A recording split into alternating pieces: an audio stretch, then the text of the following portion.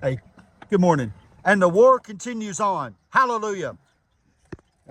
You know the most dangerous thing is for a whole bunch of men get masculine minds, they get together. It'll scare the piss out of everybody, right? So, this is speculation, but this is information from a man that I trust, that I know, that I have his phone number, who is in the disaster area of North Carolina, right? And he told me, he said, my home was not destroyed. My land, I am one of the fortunate ones. My children are safe. We have water. He said, but around me is complete devastation.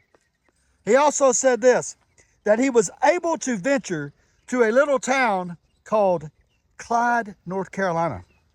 And he said, the stuff that you see on TikTok about the FEMA stuff, he said, I really didn't know what to think until I stumbled up on the 2-stoplight town of Clyde, North Carolina. And he said, coming into the main town square, that FEMA had put up road cones, right? Obstacle cones to throttle the traffic. And there was a woman there with a clipboard and armed support that was taking people's stuff that they were bringing in to help people, confiscating it in Clyde, North Carolina. Speculation. Don't want nobody to misinformation the truth now, right?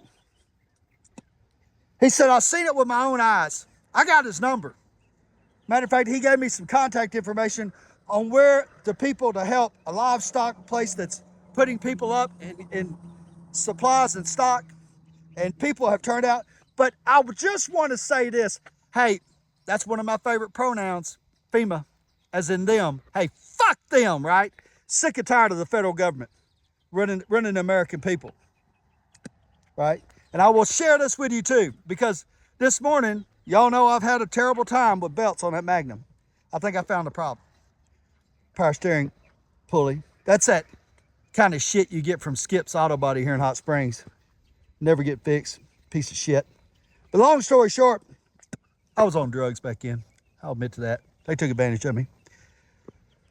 But, so, this morning, I traveled to the gym where my car had jumped a belt and was sitting there, which happened to be in front of a church. Now, I know the pastor of the church. We've known each other a long time. And I called him. I said, look, I'm going to leave my car there overnight. He said, no problem. Come to church. I said, look, I got a busy day tomorrow. He said, come to church. Worship the King. I told him in a polite way, I worship every day. Right? And so this morning, while church was coming in, I was out there dressed like I'm dressed now. Pretty standard issue, right? And I seen him. And I've known this guy for years. I know his children. His children have worked with me at the restaurant. And I seen him at the front door of the church. And I walked over to him and I said hello to let him know that I supported him, loved him. And he looked at me and he said, go put a shirt on.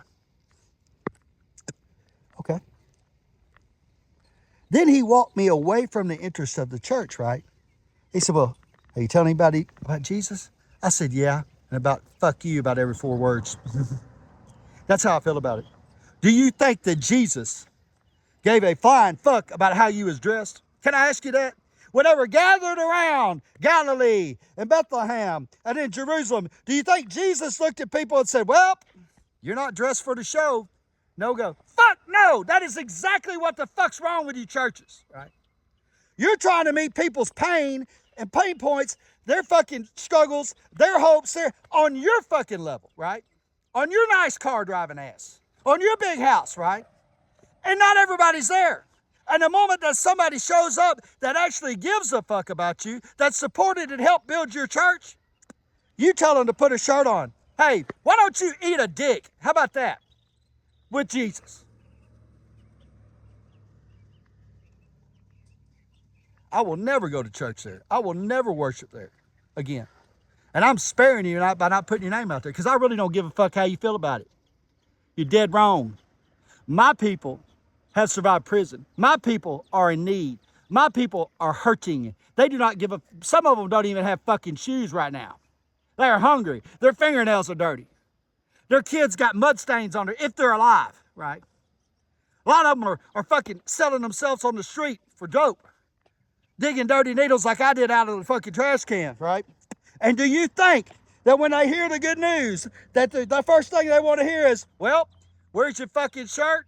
How about this, motherfucker? Where's your heart? Where's your realness? Right? Like you don't walk around outside without a shirt on.